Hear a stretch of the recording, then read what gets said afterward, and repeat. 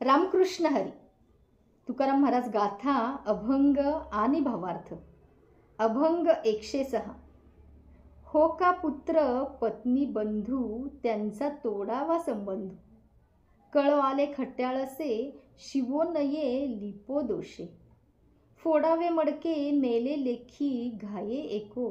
तुका म्हणे त्यागे विनू चुकी जेना भोगे.